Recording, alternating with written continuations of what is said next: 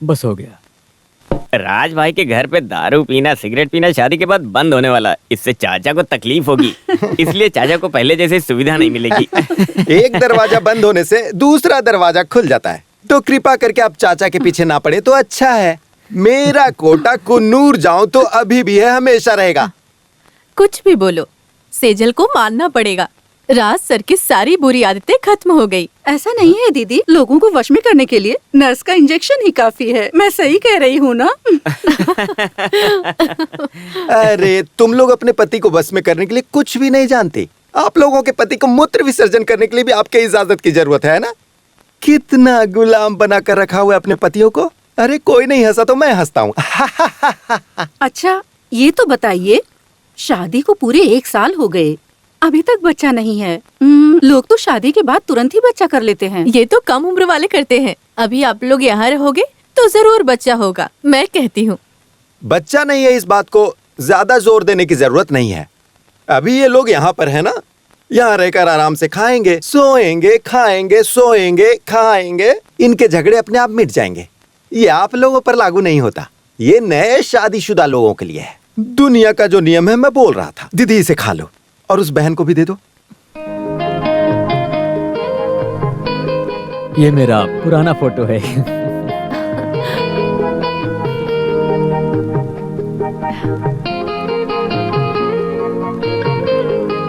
ये बताओ कौन है? कौन है? नहीं जान?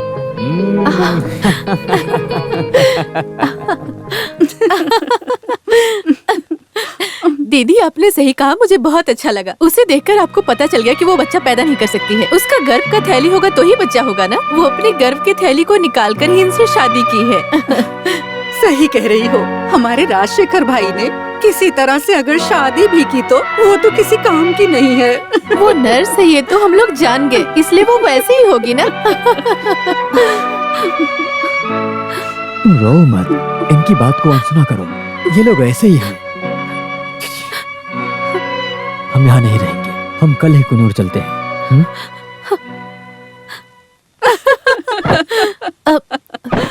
सुनो, अच्छी बातें करना नहीं आता तुम्हें?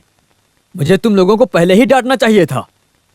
तुम्हारा बड़ा बेटा अमेरिका में एक झाड़ू वाली से शादी किया है। सुना है वो उसका तीसरा पति है। तुम्हारी मौसी के बेटे ने एक विधवा औरत से शादी की है। देखो मेरे मुंह से गलत बातें मत निकलवाओ, तुम लोगों के लिए सही नहीं होगा। हाँ,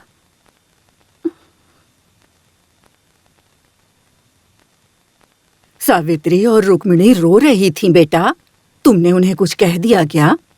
उन लोगों ने क्या कहा जानती हो? खैर वो सब छोड़ो। तुम दूसरे धर्म की लड़की लाए हो, इससे हमारे घर की बदनामी हुई है। अब इस बारे में तो कुछ नहीं कर सकते, लेकिन और बदनामी मत कराओ। देर मत करो बेटा, तुम दोनों जाकर किसी अच्छे डॉक्टर से सलाह लो। एक बच्चा होना बहुत जरूरी है बेटा, नहीं तो इस घर का सारा धन लूटने के लिए लोग तैयार बैठे हैं। मैं कोई सड़क में चलने वाली को उठा कर लेकर आया हूँ, ये उन लोगों की सोच है। जब मैं अपनी माँ के पास जाऊं तो मुझे अपने बच्चे को साथ में ही लेकर जाना पड़ेगा। इस जमाने की यही प्रॉब्लम है। डॉक्टर राज लक्ष्मी को मैं पर्सनली जानता हूँ, the best gynaecologist in town. मैं उन्हें फोन करके बता दूंगा, आप दोनों जाके उनसे मिलिए, सब ठीक हो जाएगा।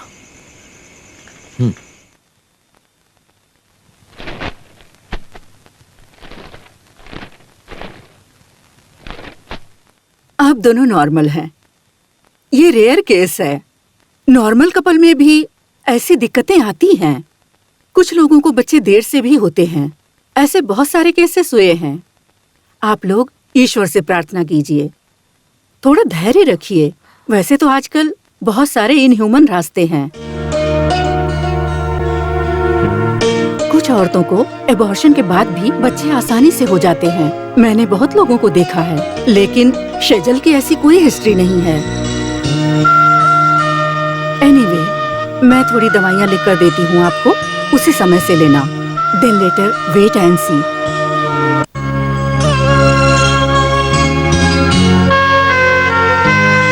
सुनिए मेजर साहब, मैं जो बात है वही बताता हूँ। मेरी बेटी सेजल है ना, बहुत खूबसूरत है और उसकी इसी खूबसूरती की वजह से वो जिस कैंप में काम करती है ना, लेफ्टिनेंट से लेकर कंपाउंडर तक सब उससे शादी करने की बात करते हैं। जब वो मेरे पास आते हैं तो मेरी शर्त सुनते हैं, फिर वो लोग दोबारा नहीं आते मेरे पास। शायद आप भी नहीं आएंगे।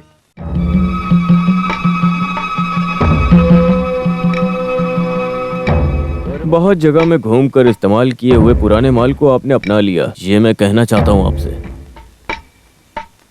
उसे गर्भ का थैली होगा तो ही बच्चा होगा ना। उसने थैली निकाल कर ही शादी की है, वो कभी माँ नहीं बन सकती है।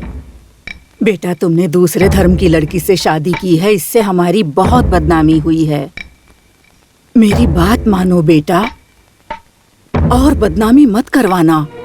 बार बार एबॉर्शन कराने वाली औरतों को भी बच्चे होते हैं, लेकिन शेजल की हिस्ट्री वैसी तो नहीं है। पर मुझे तो सेजल की हिस्ट्री ऐसी ही लग रही है।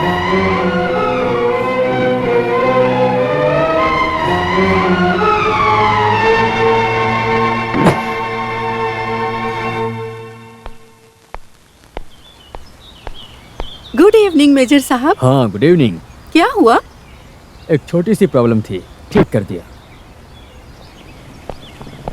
शेजल से कोई बात हुई क्या आपकी? नहीं तो भाग्यशाली है हमारी शेजल। हमारी किस्मत वैसी कहाँ कि हमसे कोई ऑफिसर शादी करे। सबके रास्ते इतने आसान नहीं होते हैं और लोगों को एबॉर्शन तक करना पड़ता है। लेकिन आपने शेजल से प्यार करके शादी की है। मैंने उसे याद किया, उसे बता दीजिएगा।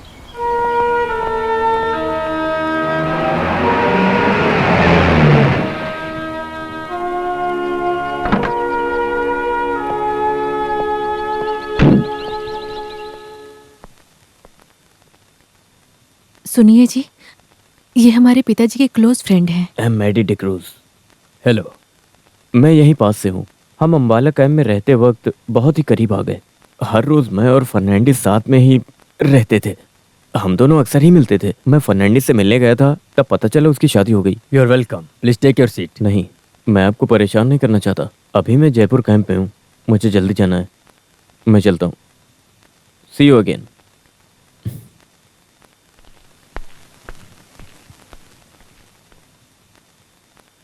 ये आदमी कौन है? पिताजी के क्लोज फ्रेंड हैं। अम्बाला हॉस्पिटल में काम करते वक्त ये आर्मी में कैप्टन थे। ये हर रोज हमारे पिताजी से मिलने आते थे। पिताजी का फ्रेंड ट्रक ड्राइवर का कैप्टन कैसे फ्रेंड हो गया? तुम्हारे पिताजी को एक पैक के बहाने कोई भी मिलने आ सकता था ना। हम जहाँ रहते थे वहीं से हमारी जान पहचान हुई।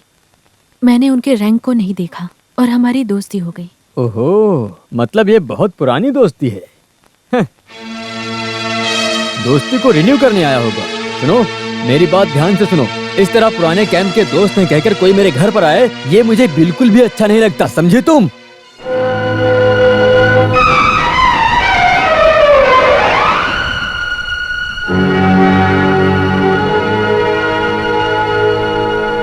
सेजल गर्भवती हुई या नहीं ये मुझसे पूछते हैं। सेजल कैसे गर्भ धारण करेगी, मेरा सवाल अभी वो नहीं है। सवाल ये है कि पहले कभी हुई या नहीं हुई। दिल्ली, आदमपुर, अंबाला, बेंगलुरु, इंडिया के सारे कैंप में घूमने वाली लड़की से मैंने शादी कर लिया ना। The great truck driver Fernandes की बेटी सेजल, खूबसूरत नर्स। अभी मेरे घर में उसके पुराने प्रेमियों का आना शुरू हो गया। मिलिट्री वालों के लड़ने में ही बहुत बड़ा थ्रिल है। लड़कर जीतने के बाद अगर उनका महत्व नहीं समझा तो वो एक बंजर जमीन के जैसा होगा। लेकिन बर्बाद तो जमीन ही होगी ना। मैं मानता हूँ, लेकिन युद्ध की धरती से डर कर भागे तो मिलिट्री वाले को मरना मंजूर है। कोई भी मिलिट्री वाला इस बात को स्वीकार नहीं करेगा। ये सब जानने के बाद ही मैंने शादी के खिलाफ आवाज उठाई थी, पर आप ही नहीं माने। मुझे लगा आप बहुत बड़े दिल वाले हैं, पर अब आपको समझ में आ गया होगा कि मेरी बात सही थी। राज भाई, मैं सच बोलना चाहता हूँ।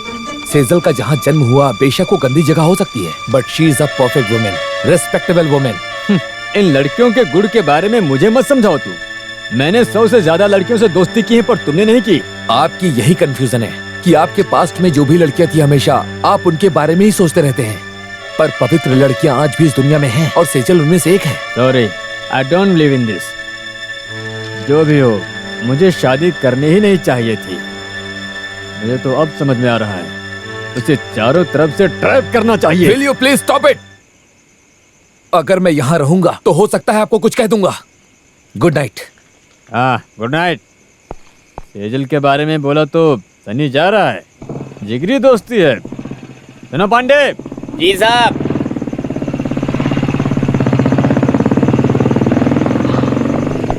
ये सारा सामान अंदर ले आओ। जी साहब।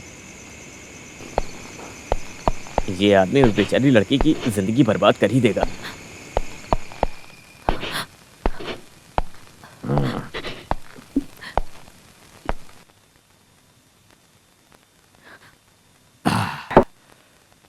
मेरे बिना तुम खा नहीं सकती हो।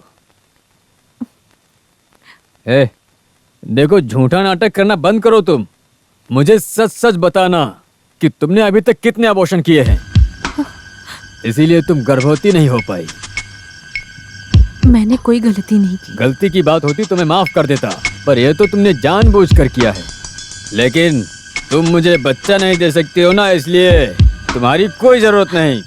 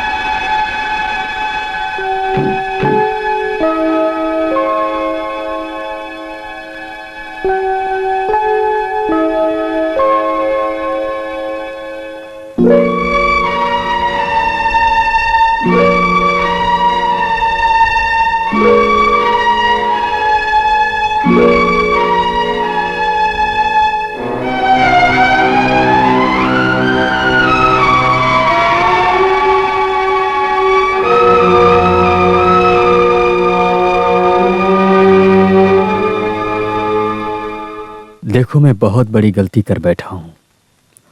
मुझे समझ में आ गया है कि इस गलती का कारण मैं हूं।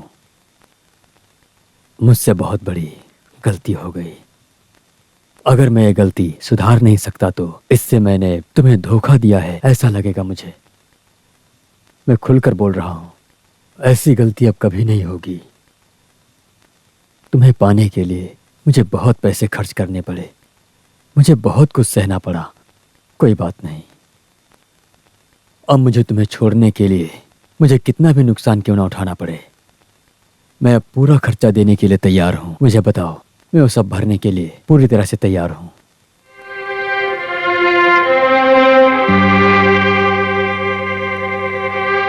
जब आपने मुझसे शादी के लिए कहा था, तब से आप मेरे लिए भगवान बन चुके थे। इसलिए अब मैं क्या कहूं, ये मुझे समझ में नहीं आ रहा है। मेरे घर परिवार के लिए आपने हर तरह की मदद की है। आपको देने के लिए सिर्फ मैं ही बची थी। उस नुकसान के बदले इस पति पत्नी के रिश्ते को दूर नहीं किया जा सकता है। मुझे आपके पैसे की कोई जरूरत नहीं पड़ेगी और अब मैं आप पर बोझ नहीं बनना चाहती हूँ।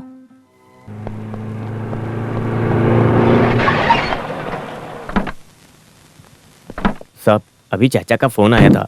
माँ जी बहुत सीरियस हैं। आपको और मैडम जी को तुरंत आने के लिए कहा है।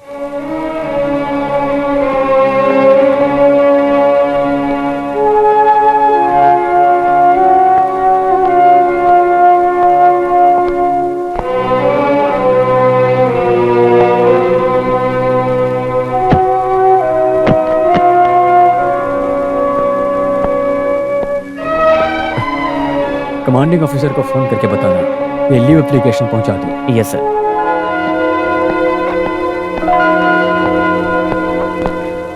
तुम्हें सेजल को भी साथ लेकर आना चाहिए था। माँ पूछती रहती है, राजा नहीं आया, सेजल नहीं आई। मैं क्या कहूँ उनसे? हाँ, मैं लाता हूँ। भाई, माँ बुला रही है।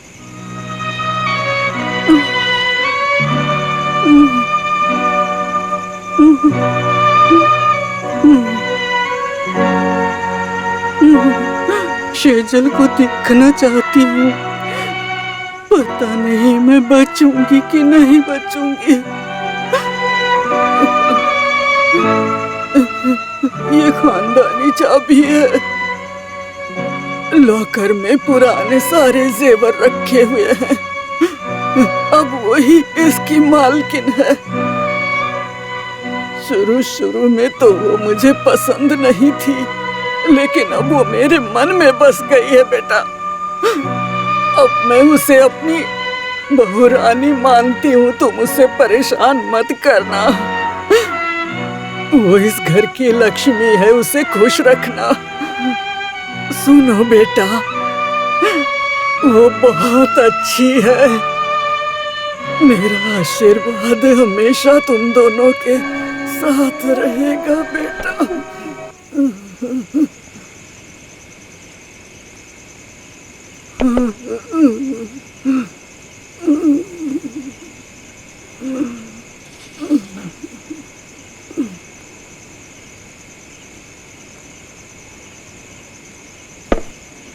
हेलो। हेलो राज भाई, मैं गोपी बात कर रहा हूँ। देखिए, डरने की बात नहीं है। क्या बात है, बोलो। दरअसल बात यह है कि आज सुबह सेजल ने पॉइजन पी लिया। क्या? वो इस समय हॉस्पिटल में भर्ती है, लेकिन अब डरने की कोई बात नहीं है। मैं उसे घर लेकर आ गया। मुझे आना पड़ेगा क्या? अभी माँ जी कैसी है? वो तो सीरियस कंडीशन में है। तो फिर आपको यहाँ आने की कोई जरूरत नहीं। Please take your mother, okay? Thank you very much Sunny, तुम्हारे वहां रहने से मेरी हिम्मत बढ़ गई है। ओके।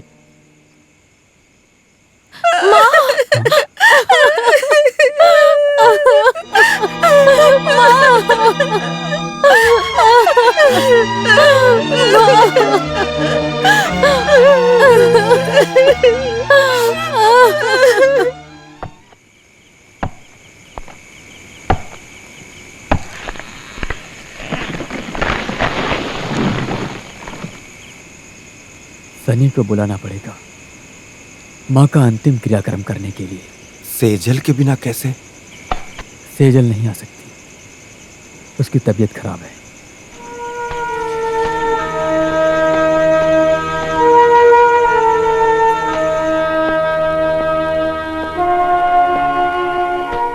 कल मैं सेजल को लेकर वापस आता हूँ। मैं चलता हूँ।